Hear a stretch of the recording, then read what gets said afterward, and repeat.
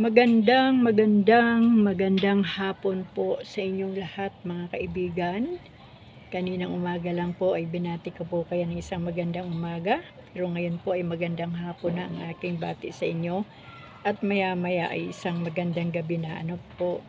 Salamat po sa Panginoon kasi siya ang lumikha ng araw at ng dilim o liwanag at ng dilim. Sa araw, tayo pong mga tao ay nagtatrabaho.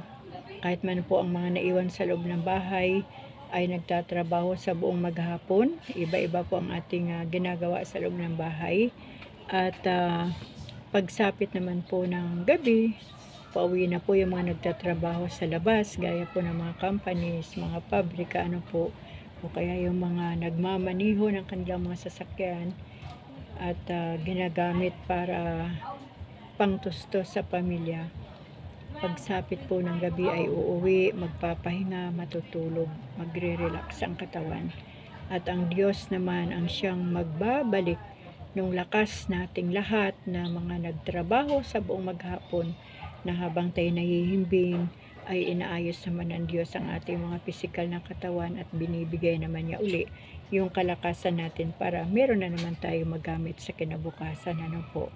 So ibig sabihin lahat po talaga nang nandito sa ating buhay, nangyayari, lahat po yan ay talagang mula po sa Panginoon. At bilang mga tao na nilikha ng Diyos, hindi pa man po tayo nalilikha, hindi pa man nalilikha si Adan at si Eva, alam na ng Diyos ang future nating lahat at alam na ng Diyos kung anong pwede nating kakailanganin habang ang mga tao ay narito pa sa mundo. Po. So mga kaibigan, maliban po dyan sa ating pasasalamat sa Panginoon sa napakabilis na oras, tayo po ay muling magbabasa ng salita ng Diyos. Dito naman po tayo sa ating sharing time at babasahin ko po sa inyo ang Genesis chapter 12 verse 1 and 2. Sabi po dito, "Lisanin mo ang iyong bayan at pumunta ka sa bayang ituturo ko sa iyo.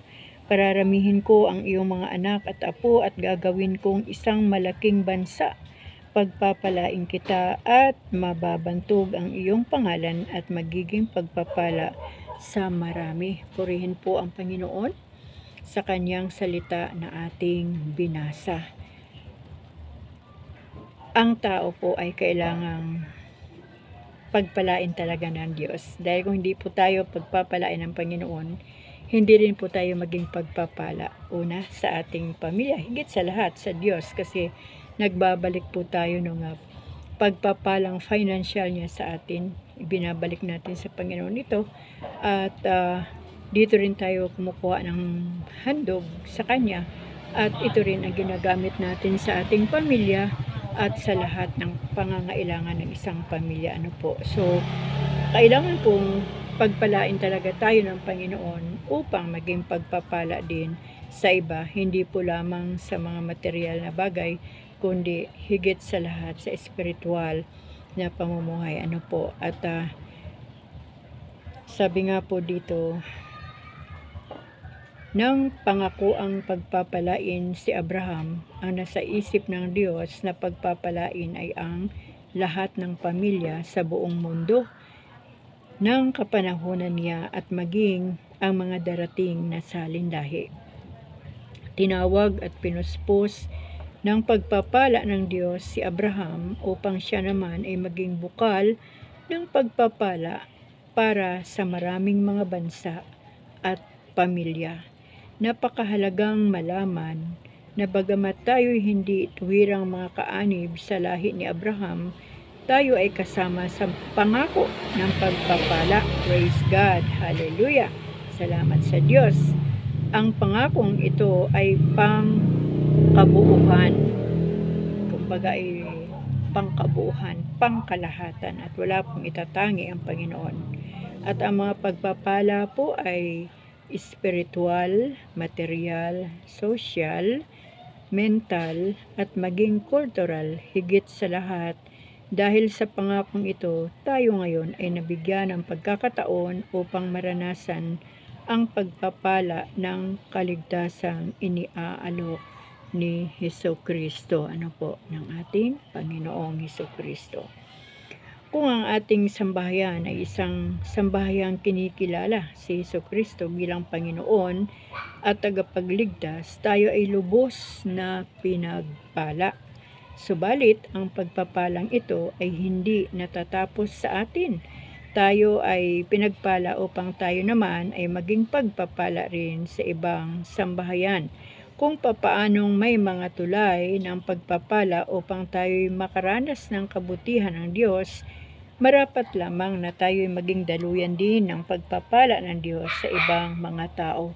Huwag po nating sarilinin, mga kaibigan. Kapag nakarinig na po tayo ng salita ng Diyos at nakikita na natin ito sa ating mga buhay na nagkakaroon na ng transformation, ang ating mga buhay, ang uri ng ating pagkatao at uri ng ating pamumuhay, ibig sabihin ay pinaghaharian na tayo ng Panginoon at masarap po yun. Napakapalad po ng isang taong pinaghaharian na ng Diyos at dapat maipasa din po natin ito sa iba mula po sa ating mga pamilya, mga kamag-anak, mga kaibigan at kung sino pa man ay kailangan po nating maipasa. Pero mas maganda po munang ipasa sa ating sarili. Yung talagang maging doers tayo ng pagpapalang espiritual. Walang iba kundi ang salita ng Diyos ang pagmumula nito. Dahil kapag tayo po ay basta-basta na lang mangangaral ng salita ng Diyos na hindi naman po nakikita ang salita ng Diyos sa ating mga buhay, mahirap po makapasa ng kaligtasan sa iba, lalo na yung mga tao na nakatingin sa uri ng ating pamumuhay bilang mga anak ng Diyos. Kaya bago po natin ipasa, sabi ko nga, bago naniwala ang aking mga anak, ay kailangan muna nilang makita yung katotohanan ng pagiging nanay ko na totoong makadiyos at anak ng Diyos. Dahil number 1 po ang ating pamilya, yung nakatingin sa atin, hinahanap nila yung resulta ng ating relasyon, pananampalataya, at transformation sa harapan ng Diyos bilang mga anak ng Diyos. Kaya sa mga magulang na kagaya ko ay talagang kailangan po nating magpakatino sa harapan ng Panginoon upang sa ganoon ang mga anak natin ay maniniwala. Dahil ang mga kabataan ngayon is to see, is to believe. Ano po? Maliban doon sa pagpapahayag natin ng salita ng Diyos sa ating mga pamilya at pagpapakita sa kanila ng tama na pagkatao, tamang pananalita, pag-uugali o kabuuan ng ating pagiging magulang, ay kailangan din po nila talaga na sila man mismo ay matuto ng salita ng Diyos upang sa ganon maipasa din po nila ito sa kanilang mga kalibel. Mga kabataan sila na sa college, na sa high school o may mga sarili ng pamilya, sila naman po ang gagamitin para ibahagi ang salita ng Diyos ng kaligtasan at ipangaral at ipakilala ng ating Panginoong Hesus ang Kristo, Panginoon at tagapagligtas. Sabi nga po, napakapalad ng isang sambahayan kapag si Kristo na ang tagapagligtas at Panginoon ng kanilang mga buhay. Ang kahirapan ay hindi isang hadlang upang maranasan ng marami nating kababayan ang mapagmahal na pagkilos ng Diyos sa kanilang buhay. Sa katunayan, maaring ito pa ang maging daan upang lalo nating maranasan ang lahat ng mahimalang kabutihan ng Diyos.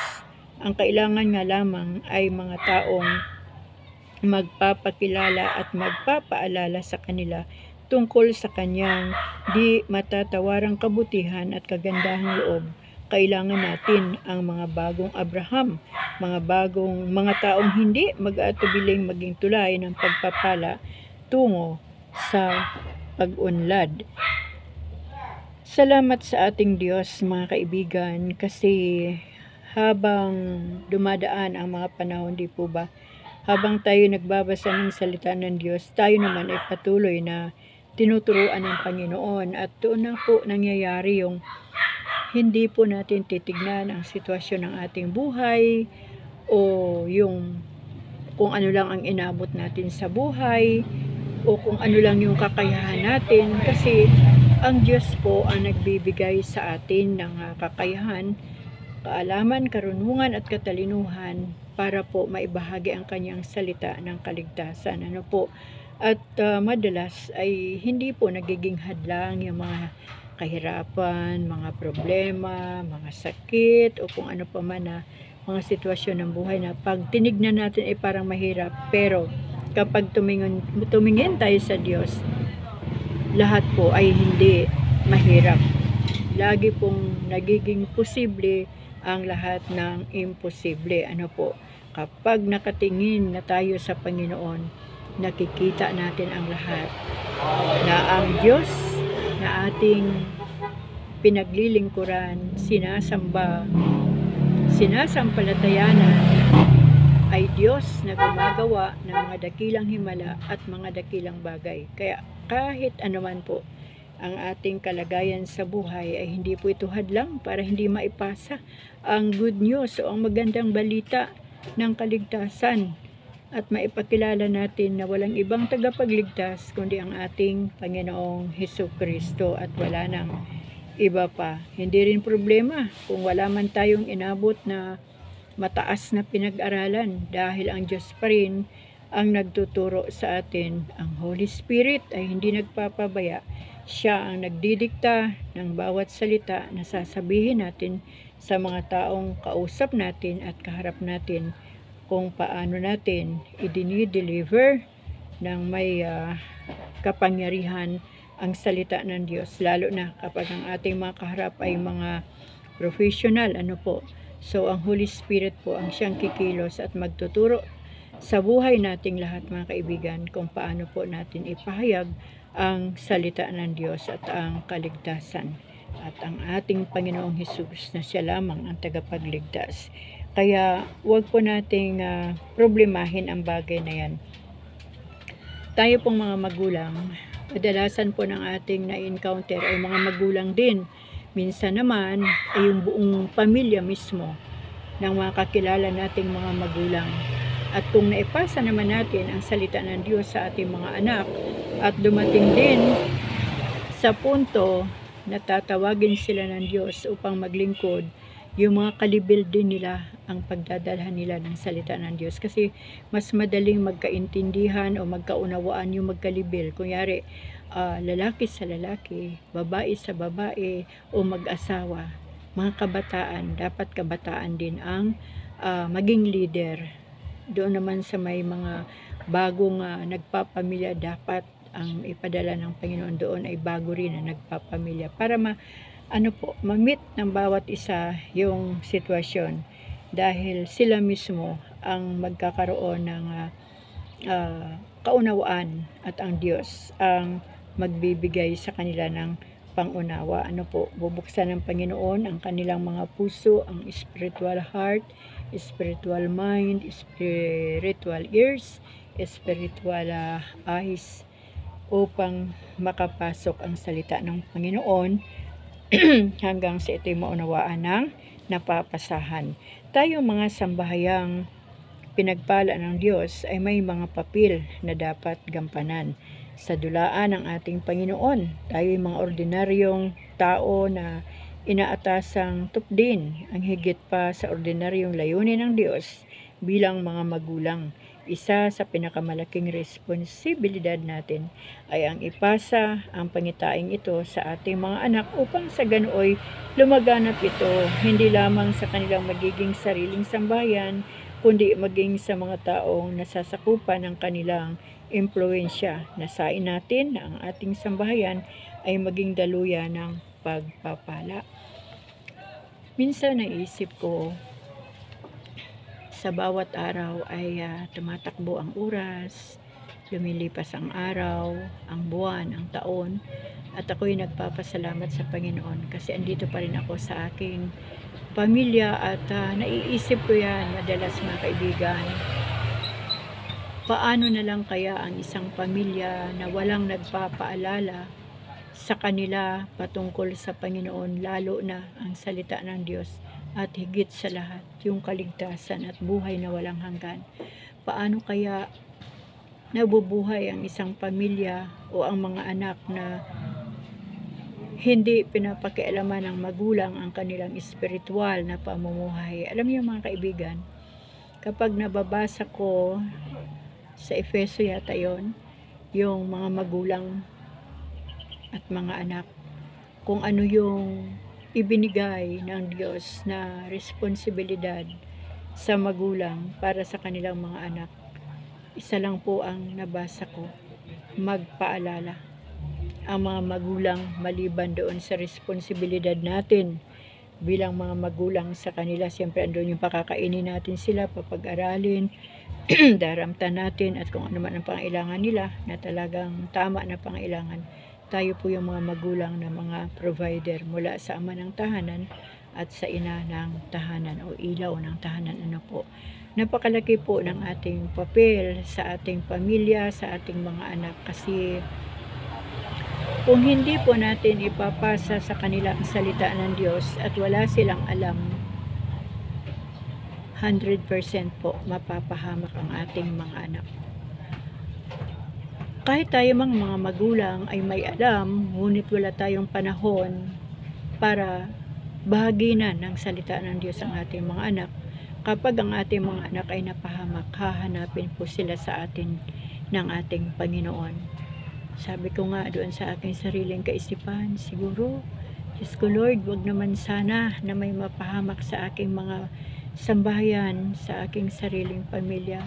Kasi parang ini-imagine ko, pwedeng sabihin ng Diyos sa akin, really?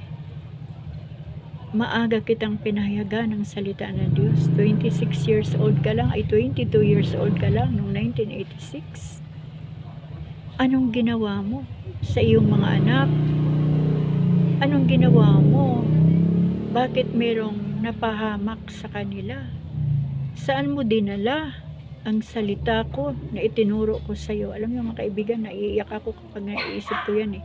Kasi minsan may mga bahagi ng buhay natin, lalo na pag worker ka sa church, andoon yung panahon natin sa pag-soul win ng ibang tao, ng ibang pamilya, para lang madala sila sa church, para makapakinig ng salita ng Diyos, para magsimula din ang kapangyarihan ng Diyos sa kanilang mga buhay. Madalas, ang mas napapagmalasakitan natin ay ang ibang tao. Pero pagdating sa ating pamilya, kapag sinabi ng ating mga anak na ay hindi pwede, ayoko na, huwag po tayong pumayag mga kaibigan. Ipaunawa po natin ang paulit-ulit, pabalik-balik na may impyerno, may langit. Paulit-ulit po natin ipaunawa sa kanila na merong rapture na mangyayari. Paulit-ulit po natin ipaalala sa kanila na ang buhay ay may kamatayan at ang buhay ay nagkakasala at ang bunga ng kasalanan ay kamatayang espiritual, pwedeng kamatayang pisikal. Wala pong imposible sa Diyos. Kahit po ang mga miyembro ng pamilya ay parang hindi interesado sa salita ng Diyos, huwag po tayong huminto sa pananalangin para sa ating pamilya. Isa-isahin po natin ang pangalan ng ating mga anak mula sa ating asawa at patuloy po tayong magbahagi ng salita ng Diyos sa kanila, kasi iba po yung mayroon silang naririnig mga kaibigan. Ibang-iba po yung may naririnig kaysa yung alam ko na yan, narinig ko na yan. Kahit narinig pa nila, kahit alam na nila, kahit maging makulit tayo bilang mga magulang, gagawin po natin ito para sa kaligtasan ng ating mga anak. At kapag patuloy nilang maririnig ang salita ng Diyos at patuloy na naririnig ng Diyos ang ating panalangin, ang Diyos po ay kikilos sa ating mga pamilya upang maranasan din nila yung kagalakan ng ating mga puso sa paglilingkod sa Panginoon o pamumuhay Kristiyano. Kaya mga kaibigan, Napakalaki po ng ating ginagampanan na papel sa ating pamilya. Kung tayo man po ay inaabot ng madaling araw sa pagbabahagi ng salita ng Diyos para sa iba, unahin po nating pagmalasakitan ng ating pamilya para wala pong mapahamak at hindi po tayo hahanapan ng Diyos kung bakit meron tayong mga kapamilya na napahamak. Ano po, grabe, pag iniisip ko pa lang yan, na kunyari nakaharap na ako sa Panginoon, tapos sasabihin ng Diyos, "O really? Anong ginawa mo sa salita ko? Diba araw-araw nagbabasa ka ng aking salita, tapos may mga pamilya kang napahamak?" Nakakatakot pong isipin, mga kaibigan. Kaya ito pong ating binasa sa Genesis chapter 12 verse 1 and 2.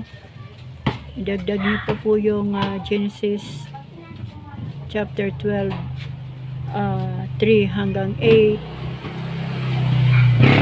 para mas lalo po natin maunawaan ang tagubili ng ating Panginoon. Kung si Abraham ay tinagubili na ng ating Diyos at pinangakuan, sabi po sa ating binasa,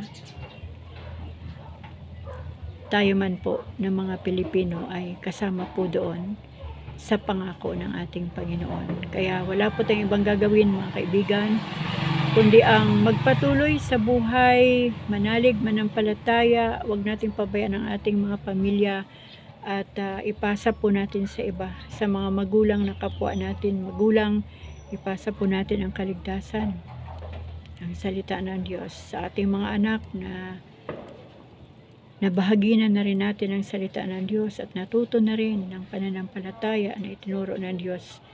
Babahaginan din po nila yung mga kalibil nila, mga kaklase nila, kaibigan, mga katropa na tinatawag ng mga kabataan ngayon. At tayo man po ay pangkalahatan, hindi lamang pang magulang, kundi pang buong pamilya ng mga tao na ipapaalala ng Diyos sa ating mga buhay. Kaya mga kaibigan, yan lang po ang nais kong ibahagi sa inyo ngayong hapon, na mapalad po tayo, lahat tayo na kumikilala kay Jesus Christ, tinanggap ang Panginoong Jesucristo bilang ating Panginoon, Diyos at tagapagligtas. Sinasabi po ng Panginoon, mapalad po ang mga tumanggap kay Jesucristo. Kaya doon po sa ating tinanggap, ibahagi din po natin ito para matanggap din po nila yung natanggap natin na kaligtasan mula sa ating Panginoon. We claim it by faith na tayo po ay iniligtas na ng Diyos. At salamat sa Panginoon sa bawat araw na tinuturuan niya po tayo ng tama. Kaya minsan nakakalungkot talaga. Babalikan ko muna, mga kaibigan, kapag may nakikita po ako sa social media ng mga anak na para bang walang halaga sa kanila ang buhay. Wala silang pakialam kung magkasala man sila o hindi. Minsan tinatanong ko sa isip ko, ano kaya ang ginawa ng mga magulang ng mga batang ito? Sabihin na natin may mga anak ngayon na mga suwail, pero walang imposible sa Diyos. Yung pag-ibig ng Diyos ang laging pairalin. Kahit man gaano kaswail ang isang anak, kapag laging ang pag-ibig ng Diyos ang nasa puso ng mga magulang, mangyayari at mangyayari ang himala ng Diyos sa buhay ng bawat miyembro ng sambahayan ng isang tao. Nawa ay maisip ng lahat, bata, matanda, babae man o lalaki, mayaman man o mahirap, nawa ay maisip nating lahat na ang buhay ay isa lang at minsan lang din ang tao mabuhay dito sa mundo. Ngayon ko na pagtanto ng mabuti na napakahalaga ng buhay, mga kaibigan. Ingatan natin ang buhay na ito na ipinagkaloob ng Diyos at gamitin natin sa tama na makakatulong sa ibang tao, makakatulong sa ating sarili, sa ating pamilya. At gamitin natin ang buhay na ito para mabigyan ng karangalan ang dakilang pangalan ng ating Diyos. Mula po sa ating mga naisip, nasabi, ginawa at gagawin pa. At sa uri ng ating pamumuhay bilang mga anak ng Diyos dito sa lupa. Tayo pong lahat ay kasali sa takbuhin. Nawa po ang buhay na ito, bago pa man ito kuhanin muli ng Diyos, ang buhay na ito, ang hininga ng tao, nawa po ay naunawaan na nating lahat yung dahilan ng Diyos kung bakit nilikha niya po tayo. Ako man po dati hindi ko maunawaan. Sinasabi ko lang, hindi mabuhay lang. Kumain, matulog, magtrabaho, mag-aral, maglaba, magluto. Di ba ganun lang? Pero pinaunawa po sa akin ng Diyos sa kanyang salita na ang buhay pala ay nawawala. Pwedeng mawala anytime na parang hangin lang, hinangin lang. Parang usok lang, parang balon lang na pumutok, mga ganon. Tapos isang iglap, wala ng buhay ang katawang lupa. Ngunit kung ang buhay na ito ay ating ginamit ng tama, mga oras natin, bawat araw na dumarating at lumilipas sa buhay natin, ay ginamit natin ang hiram na buhay na ito para sa Panginoon, para sa kadakilaan, kaluwalhatian, karangalan ng ating Diyos, para sa kaligtasan ng ibang tao na nandoon ang ating kaseryosuhan, para din sa kaligtasan ng iba, anytime man na bawiin ng Diyos ang nag-iisang buhay natin. Pero kapag meron naman tayong ginawa para kay Kristo,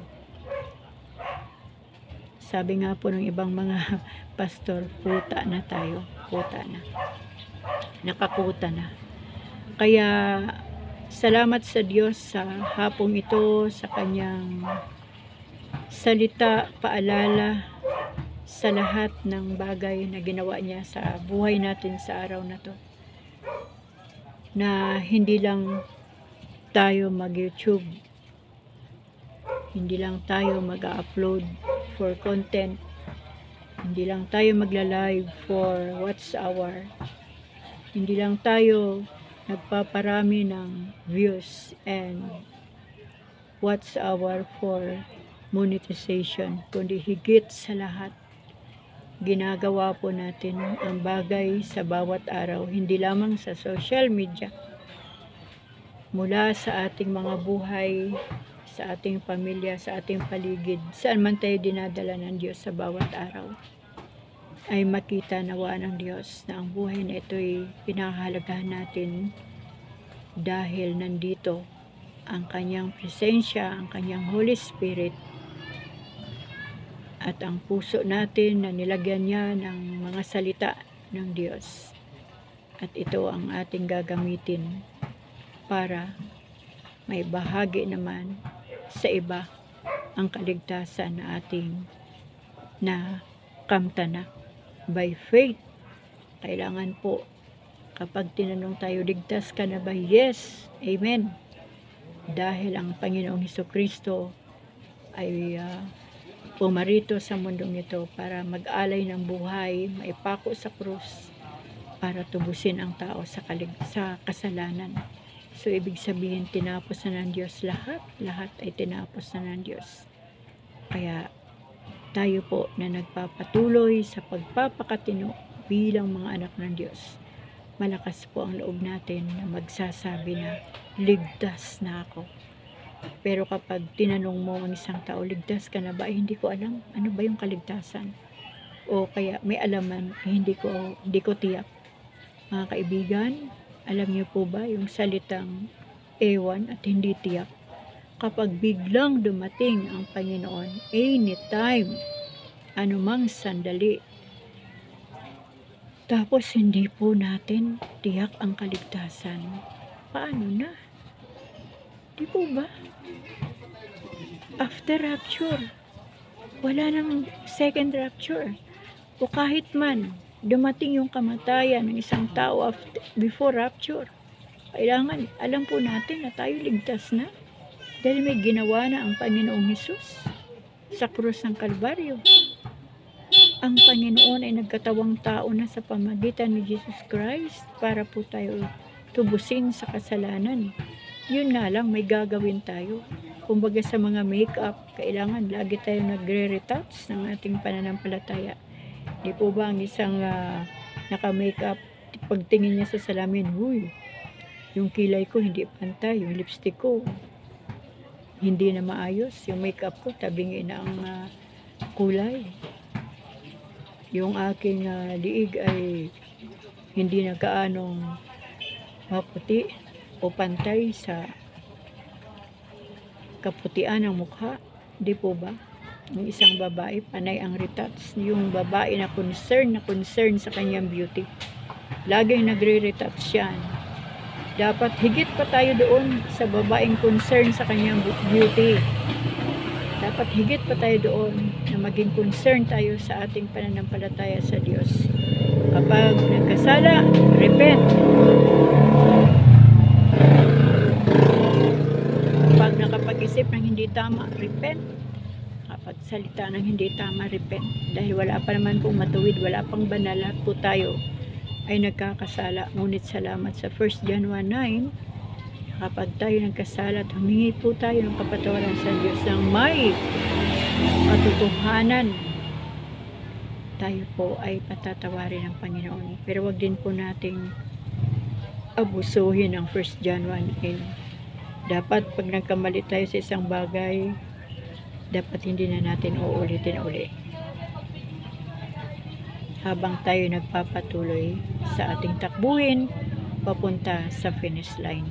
Kaya mga kaibigan, nawa nga po lahat ng tao ay malaman yung dahilan ng Diyos kung bakit nilikha ang tao. Hindi po lamang kakain, magsasaya, tatrabaho, mag-aaral, at mag-travel, mag-enjoy, kundi tayo po inilikha ng Diyos upang merong magpapasalamat sa Kanya, may magpupuri, may sasamba sa Kanya, at higit sa lahat, may magbabahagi ng Kanyang salita upang lahat ng tao ay makatanggap ng kaligtasan, ang buhay na walang hanggan na ipinangako ng Panginoon sa lahat ng tao. At ang mundong ito ay iiwanan ng tao, mabuti man at masama. Ang mabuti ay uwi sa Panginoon at ang masama ay doon sa impyerno. Ganun lang po. So habang may panahon pa, tignan po natin ang ating mga sarili. Kausapin natin ang Diyos.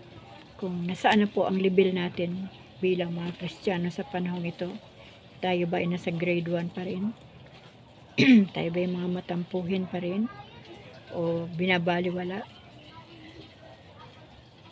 Tayo ba ay nasa grade 2 na, grade 3, grade 4? Kasi the more na dumarating ang iba't ibang uri ng pagsubok na pabigat ng pabigat, palaki ng palaki, yun naman po ang katumbas ng paglawak ng ating pananampalataya sa Panginoon. Kaya nga po, kahit kaano kahirap ang sitwasyon ng buhay, kapag malakas ang ating pananampalataya sa Diyos, ay hindi po natin nakikita yung mga kahirapan ng buhay, kundi ang nakikita po natin ay yung katagumpayan ng buhay natin dahil kay Kristo. Kaya mga kaibigan, maraming salamat sa Diyos sa hapon at gabi na yata. Purihin po ang Panginoon at sa Kanya ko po lahat ibinabalik. Ang parangal, ang kaluwalhatian, ang kadakilaan, ang kapangyarihan. Dahil siya lamang ang nag-iisang Diyos na buhay at makapangyarihan sa lahat. Salamat po sa ating Panginoon. Salamat sa ating Panginoong Hesus. Salamat sa banal na Espiritu Santo. Salamat sa dakilang pag-ibig ng ating Diyos sa buhay nating lahat. Dahil hindi po nagtatangi ang Panginoon, lahat ay mahal niya. Nakadepende na lang sa atin kung papansinin natin ang Diyos na nag-o-offer ng kanyang pag-ibig. Hanggang dito na lang po mga kaibigan ang ating sharing time. Pagpalain po tayo ng ating Diyos. Ingatan po tayo hanggang sa ating pagtulog ngayong gabi. Dahil sabi ko nga po, tuwing umaga, hindi lahat ng natulog sa gabi ay magigising lahat sa umaga. Kaya patuloy po nating hilingin sa Panginoon. Siya po ang mag-ingat sa atin habang tayo po ay nahimbing, at siya naman po uli ang gigising sa atin sa araw ng bukas. Salamat sa Diyos. God bless us all po. Amen.